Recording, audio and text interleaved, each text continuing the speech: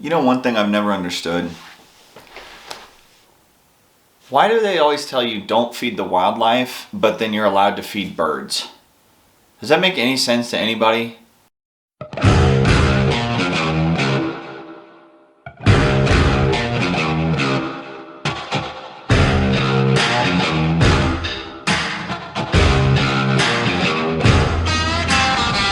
When I got to Memphis. What up, everybody? Welcome back to another episode of DANSVILLE. Today I want to share some tips with you guys on something because I've been having a difficult time with something in my life lately, and I think a lot of us probably have this issue, and so I wanted to reach out and share what I've learned recently that's really helped me get past this issue. And the issue that we're going to be discussing today is sleeping and nighttime anxiety or stress, like right before you go to bed. So I came up with, well, I didn't come up with it, but I was doing some research on why it is that I couldn't sleep at night. I've always, my whole life, had problems falling asleep and then staying asleep. And I've always just kind of thought when I was younger, well, maybe it's because I've got ADHD, or you know, when you're a young boy, there's so many things on your mind that maybe you're excited about or something, and it takes you a little while to fall asleep. But my whole family's kind of had this problem, and a couple weeks ago, I just got gripped one night with this like paralyzing stress as I was laying in bed trying to go to sleep, and my mind's just moving 1,000 miles an hour. Boom, boom, boom, boom, boom, boom. I mean, so much faster than you could ever talk or ever get those thoughts out on paper. And I mean, I couldn't go to sleep until 3 or 4 o'clock in the morning. And then, you know, you got to get up at 6 or 6:30 to go to work. So it's just like, what was even the point of sleeping in the first place? And I thought, man, that's it. I can't do this anymore. I can't I can't let my mind hold me hostage at night. So what I came up with, what I researched was, I just simply went to Google and asked how to combat nighttime anxiety and stress. And normally I don't really talk about stress or anxiety that much. I know it's a really big thing in the public sphere right now, and online, a lot of people talking about mental health and stress and anxiety, whether that's related to work or finances or relationships or whatever it is. So I know it's a really important topic to a lot of people, and I completely support everybody talking about it. I mean, I know one too many people that have taken their own lives because of whatever reasons, and all that stems from mental health problems. I know people that they can't seem to move on in life or advance themselves because they're held back with their anxiety and their stress and their mental health issues. And I do think it's really important to talk about. I just personally don't talk about it that much because that's the kind of personality I am. I tend to internalize things and sit around in the dark and think about them and try and figure out what I can do. But I think a lot of people do struggle from this. So I wanted to share with you guys what I learned and what I think might help everybody a little bit with getting more sleep and being able to fall asleep faster. So I'm going to show you. So I get a lot of these brown notebooks with nothing on the cover. In fact, I'll show you a new one.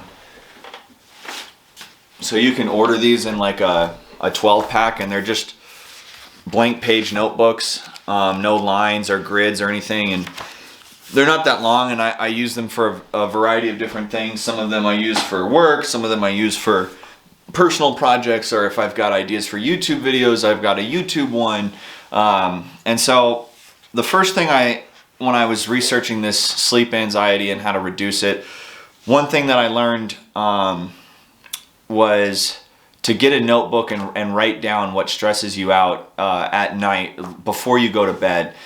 And the reason that they say write it down, and this will be number one of the stuff that you should be doing here if you also suffer from this, the reason that you write down your stress and anxiety is you kind of take away its power. By putting it on paper, you're acknowledging that it exists, but you can remove it from your mind, put it on the paper, and then put the notebook aside, and it kind of just lives in there. It doesn't have to live in your mind anymore. Almost like how in Harry Potter, when they would pull the memories out of their head and put them in the cauldron. That's kind of what the stress notebook does. And so I wrote on the first page here what I want my nighttime routine to look like, and that's the other thing that they said. Another thing that they said. So let me scrap all that. Let's start with number one, is creating a nighttime routine. And in that nighttime routine, one of the first things I do, and I can even start it at like 3 o'clock in the afternoon if I want, but one of the things I do is I write down the stuff that's stressing me out during the day, or future stresses.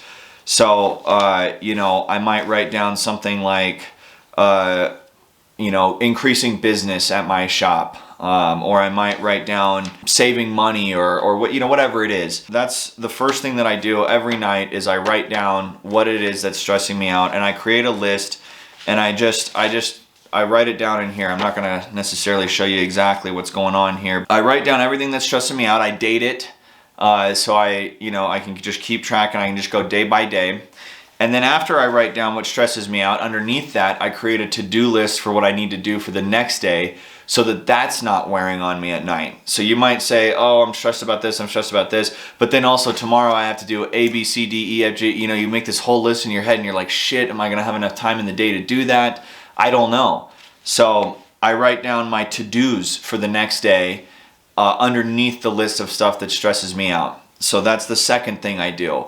And I can add to those. I can start that at 3 o'clock in the afternoon if I want to as well. So I kind of carry this notebook around with me every day, regardless of just I don't leave it on the nightstand. I take it with me so I can constantly be jotting this stuff down. That's number one. And number two, well, number one, creating the nighttime routine. Number two, writing your stresses down. Number three, writing your to-dos down for the next day. Then the other things I do, I try not to drink any caffeine after 2 p.m. and I don't drink any more alcohol after 7 p.m. Both, obviously, caffeine and alcohol are considered stimulants. Obviously, we know that about caffeine. Some people don't know that about alcohol. Alcohol can be both a stimulant and a depressant kind of simultaneously. But if you are drinking beer until 10 p.m., it might help you go to sleep, but it's not going to keep you asleep. So once the booze wears off in your system, you wake up and that's it. Then you have a hard time going back to sleep. So no booze after 7, no caffeine after 2 p.m. I try not to be on my phone or on social media 1 hour before bed. So if I'm thinking I'm going to go to bed at around 10:30 or 11, I got to put my phone aside at around 9:30 or 10. And that gives my mind enough time to kind of get away from the FOMO stresses of scrolling through Instagram or Reddit or Facebook, whatever it is. And then the last things I do right before I go to bed are obviously brush my teeth, wash my hands. So I brush my teeth, I wash my hands, and then I also wash my face. And then the last thing I do as I'm washing my face and as I'm walking to my bed, and even a few times while I'm sitting on my bed, is I do a breathing exercise, and that helps quiet my mind down. And the breathing exercise I do is super simple. It's just in through the nose, holding the breath, out through the mouth, holding, and then repeat. So, and I try and do it in 3 or 4 second increments. So as I breathe in, I want to try and breathe in for 3 or 4 seconds, and then I want to try and hold for 3 or 4 seconds, and then exhale for 3 or 4 seconds, and then hold for 3 or 4 seconds. And the way I do it in my mind to make it so that no other thoughts come into my head is I actually count it down. So I'll go in, 2, 3, 4, hold, 2, 3, 4, out, 2, 3, 4, hold, 2, 3, 4. And I repeat that anywhere from 6 to 10 times until I kind of have just calmed myself down. And then I get into bed and I'll just read for a little bit and fall asleep. And all that stuff, I've only been doing it now for about 8 or 9 days, and I've already seen just a massive spike in the amount of rest I've been able to get. So I want to go over, we'll cap them through one more time, we'll run through the list. Number one, create a routine for yourself at night. That's important regardless, even if you don't do anything else. As long as you're creating a routine, every time you start that routine, it's subconsciously telling your brain, okay, we need to shift into nighttime, bedtime, sleep mode. So create that routine and then stick to it, follow it. Don't deviate from it at all. Number 2, for me, what I do, I write down my stressors, because then they're exiting my mind. I'm taking control of them, and they don't live in my mind anymore. They live in my journal, and they're tangible. I can see them and I can feel like I can conquer them. Number 3 is I write down my to-dos for tomorrow so that those also aren't spinning through my mind at night. And even if I lay down and one pops into my head after 10 minutes, boom, I'm back on. I got a little nightlight next to my stand, and I write that down. So I take it out of my mind immediately. It's very important to do that. Number 4, and these kind of go hand in hand, is that there's no booze after 7, no caffeine after 2. Just keep that in the back of your head. You know, and maybe you're a 3 o'clock caffeine guy, and you know that's when your cutoff needs to be. This doesn't have to be your rules. These are just for me, and what works for me. And then the last thing I do before I go to bed is I brush the teeth, wash hands, wash face, and those breathing exercises.